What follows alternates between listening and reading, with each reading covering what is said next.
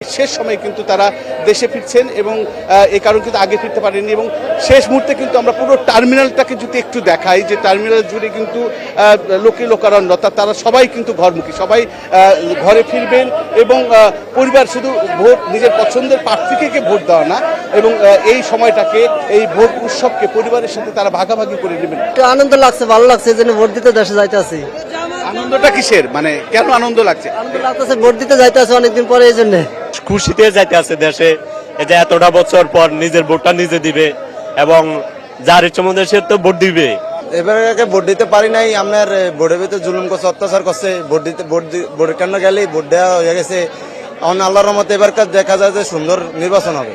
লঞ্চে কালকে ভিড়ে গেছে গিয়া, লঞ্চে জাম জড়ে লেগে যাইতে পারিনি। গত টাইমে ভোট দিতে গিয়েছিলাম, ভোট দিতে গেছি আর আমার বলছে যে বাইক না তোমার ভোট দেওয়া হয়ে গেছে, তুমি যাও গা। শান্তিপূর্ণভাবে পরিবার নিয়ে এই ভোট দিতে পারি, এই এরকম পরিবেশ যেন প্রশাসনের কাছে আবেদন থাকে, এটাই আমার কামনা। আইন শৃঙ্খলা বাহিনী যেমন সচরাচর থাকে, আপনার ভোট কেন্দ্রে যেমন তারা সব পর্যবেক্ষণ করে, তারা দেখবে ভোট যেমন কোনো দুই নাম্বারই না হয়। এতদিন তো আপনার 17 বছর 18 বছর ভোট মানুষ দিতে পারেনি তেমন ঠিক মতো ভাবে, একভাবেই হয়েছে। এবার মানে সবাই তাদের মন মতো ভাবে ভোট দিতে পারবে, এই জন্য মানে ভালো লাগছে। আমরা আশাও করি যে এবার নিরপেক্ষ ভোটটা হয়, যাতে আমরা সবাই অংশগ্রহণ করতে পারি এবং দিতেও পারি, যাতে কোনো বিশৃঙ্খলা না হয়।